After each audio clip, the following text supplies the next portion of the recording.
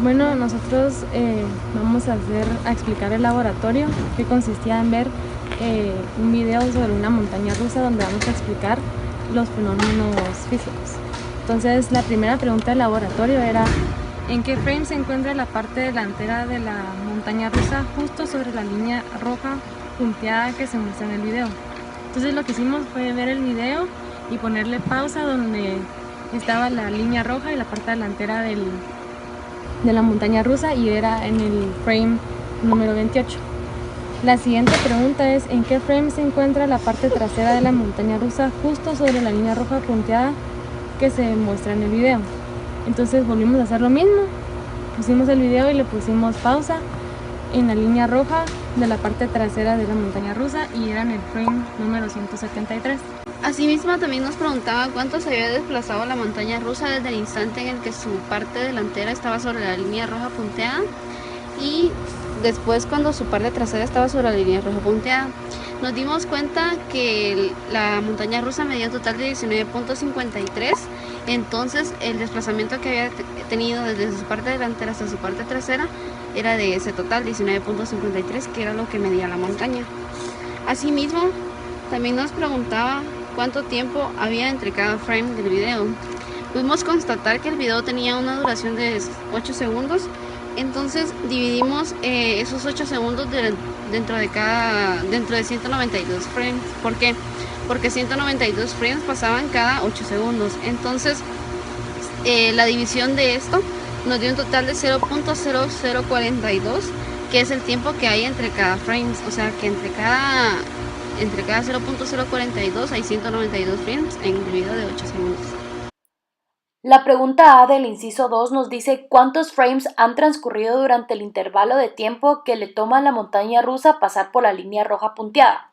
Lo que hicimos fue ponerle pausa al video cuando iba pasando el último carrito de la montaña rusa justo por la línea roja, y pudimos observar que estaba en el frame número 174. La siguiente pregunta dice ¿cuánto tiempo ha transcurrido en dicho intervalo?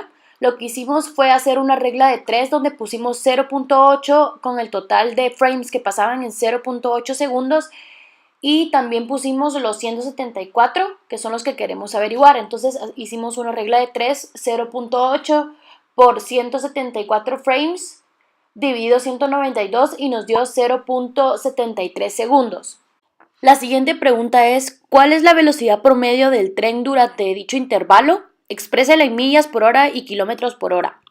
Lo que hicimos fue hacer una regla de 3 donde pusimos como posición final 192 frames, que equivale a 19.53 en posición, y queríamos averiguar la posición de 28 frames, que era nuestra nueva posición inicial, donde al hacer la regla de 3 nos dio 2.85 metros.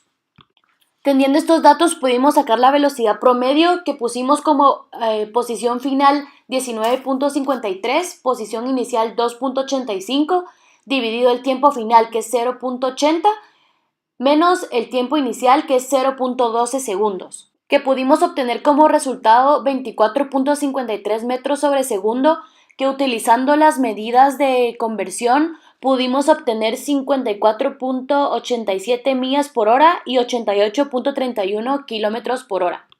Bueno, entonces ahora voy a explicar cuál es la diferencia entre la velocidad promedio y la velocidad instantánea.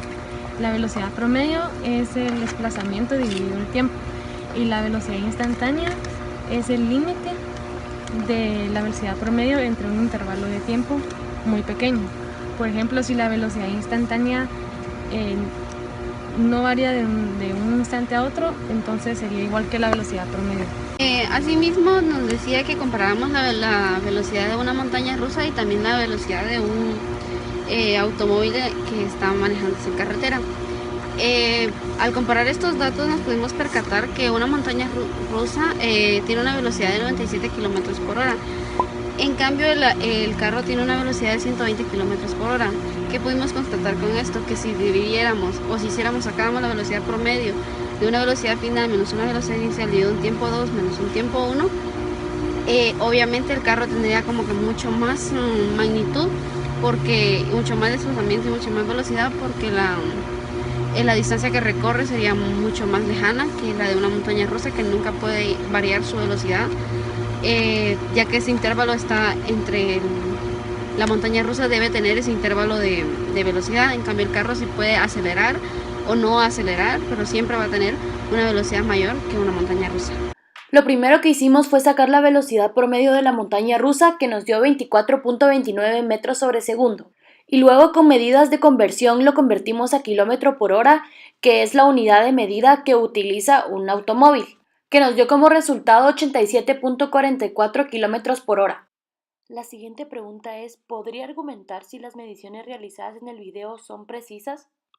Llegamos a la conclusión de que las mediciones en el video no son precisas, ya que no están medidas a escala y durante el proceso para la resolución de los problemas podemos encontrar varios errores.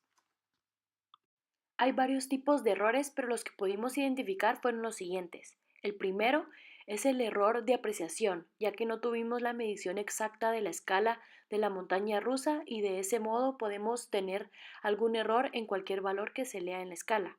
Y otro de los errores que pudimos encontrar fue durante nuestro proceso de medición, ya que no podemos controlar todos los factores que nos pueden afectar.